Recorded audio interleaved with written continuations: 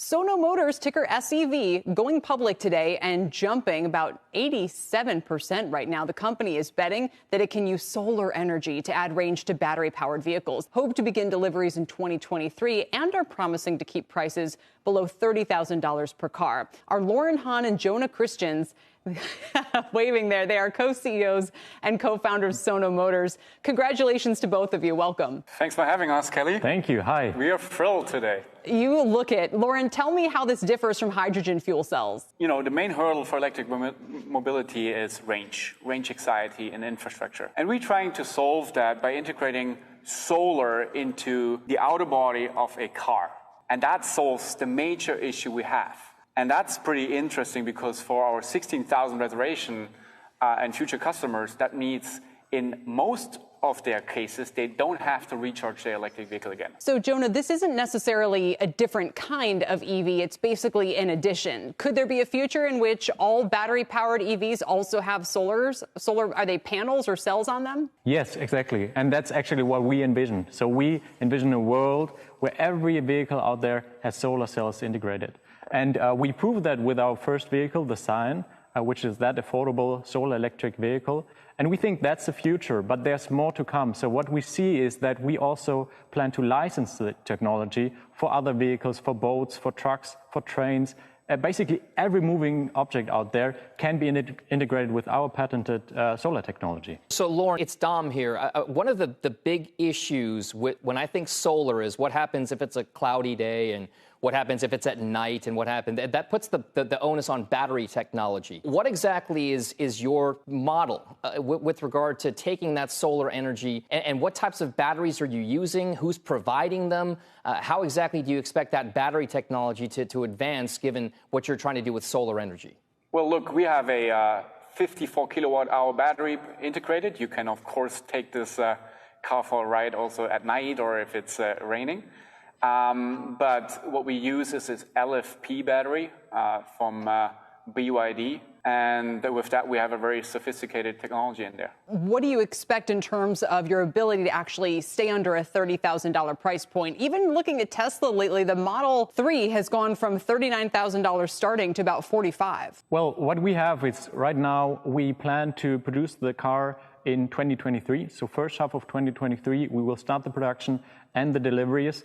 And right now we have a very strong partnership network and we build on top of that. So we're very confident that we can also hold the price. It is a very big day for the EV ambitions of General Motors. The company's got a brand new factory ready to go. And Phil LeBeau joins us right now with a special guest. Phil. Thank you, Andrew. Let's bring in Mark Royce, president of General Motors, joining us from Factory Zero. Mark, I know you're going to have the first electric Hummers rolling out of there before the end of the year. How quickly can you ramp up production, and how effective do you think this will be, the opening of this plant, at changing the narrative that is out there that says General Motors is not moving fast enough when it comes to EVs? We have close to 500,000 people who have raised their hands for Hummers and Lyrics as we come out of the chute, and this is just the beginning. And in the time that other people have said, you know, that they've made electric vehicles, we've actually done a whole new platform from the ground up with our battery electric trucks. And I can tell you, we're going to do the Hummer SUT out of it. We're going to do the Hummer SUV. We're going to do the Silverado E, which in 45 days, we will open the reservations for that when we show it at CES. And following that, we do the Sierra electrified pickup truck. So we've got a whole slew of vehicles, including our autonomous vehicle, the Cruise Origin, in this plant. So we are very excited for today. Very excited. Mark, quick, because we're coming up against the top of the hour. Any discussion by GM management about splitting off its EV assets, if you will, from the rest of the company? Well, you know, Phil, I mean, we've looked at this in detail over the last few years. And, you know, we just announced a new head of digital, Ed Grumer. And so, you know, we've vertically integrated a lot of these things. We have taken propulsion, what was ICE propulsion, and integrated it into, you know, our electrification and our vehicle platforms. So this is a very integrated approach. Welcome back to Yahoo Finance Live. Porsche is doubling down on its EV future, unveiling the Taycan GTS at the LA Auto Show. Let's head back out to the LA Convention Center, where Pras Subramanian is standing by with Porsche's product manager. Pras. Thanks, Akiko. Yeah, we're here at the LA Auto Show. Porsche coming here full force. Like I said, 5 new cars here, but we're talking about a really special one right in front of us. So Frank Wiesmann, Porsche Product Communication Manager, is here with me. Let's talk about this car right here, the Taycan GTS. Justin Dale, tell me about this car. Yeah, thanks, Pras. Thanks for stopping by. So Taycan GTS, a very exciting debut. The Taycan has been on the market for about 2 years now.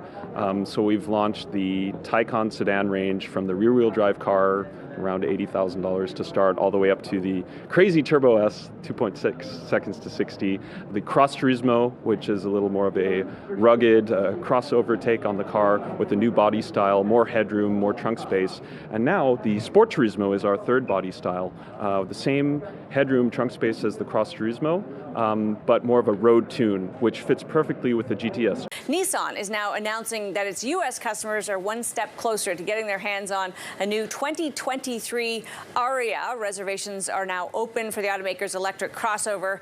And with us now live from the LA Auto Show is Nissan's U.S. Senior VP, Mike Cullerin. Great to have you with us, Mike. Appreciate it. Great to be here, Amanda. Thank you very much for having me. I mean, well, I need to start there because obviously the supply chain pressures are very real. Nissan, no stranger to those. How does it affect your plans for this new vehicle? Are you optimistic that you'll be able to work through anything you find? Well, for Ariya, it doesn't affect the rollout plans at all. The supply chain issues that have faced the entire industry, we're facing them on a day-to-day basis and working hard to ensure the supply chain for the future so we can deliver a great car to our consumers. But from an Ariya standpoint, we prioritize the launch. So the Ariya is on time, on target, and we're getting ready to launch. We just started a reservation program last night where consumers can today reserve their all-new Ariya. How much of your revenue do you expect all electric vehicles, battery electric vehicles, to be making you in, say, 5-10 years? Well, there's no question that EVs are growing in the U.S. and across the globe. And, as we move forward into the 2030s, it'll represent a larger and larger percent of our revenue. We've talked to you about roughly 40% of our business in the 2030s will be EV. Well, to have an electric car, you need to, charge it, either at home or on the road. And many companies who make charging stations, they have also had their stocks on fuego. But if you are thinking of plugging into the space, maybe think again. Here to throw some cold water on the plug-in is a company who is a man who's always plugged in. Herb, you recently wrote about this, no doubt, raising the ire of the EV fanatics. Why are you saying avoid the charging companies? Well, let me put this in context for you, Brian. And by the way, it's great to be with you again. But let me put this in context for you. There's a podcast I listen to. It's called the $1 Million Podcast. It's run by 2 guys I work with who are former hedge fund guys, Gabe Marshank and Enrique Abeda. And the concept of this podcast is that somebody who knows nothing about investing basically is trying to make a lot of money by listening to these guys. So he comes in, he says, I have $1,000 to invest for 10, 20 years. And he says, I have this brilliant idea. He says, I want to put it into EV charging stations.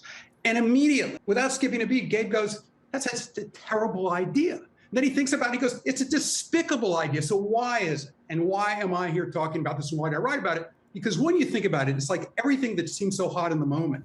And remember, we're talking about the time Rivian came out. We're talking about the Lucid time. But what is a charging station? What's the reality of the business? There will be increased competition. There are no barriers to entry. The space ultimately becomes commoditized. And you can take this down the road to very different incarnations that would suggest, they're just, you get price competition. Who knows how it's going to go? Hey, Herb, it's Jeff Mills. Quick question for you. Hey, maybe sort of a two-parter, but obviously not the charging companies, maybe not even the automakers in the EV space. So would you want sort of more of the traditional Ford, GM? Do you think they're going to continue to benefit? And if not, what related EV plays, companies that might benefit from the trend but that aren't directly manufacturing the cars, would you look to? This has been a great theme by all the folks I work with at Empire, because what they had something they called technology as a service as a theme. So they were looking, some of these have really run up, but they were looking at, and they still are, NVIDIA, Aptiv, and Google, because Google, you get the Waymo play. So you're not getting the pure plays, but at least you're getting some exposure. And if it really takes off, you get that added kick, which you're already getting right now, but it hasn't even really kicked in.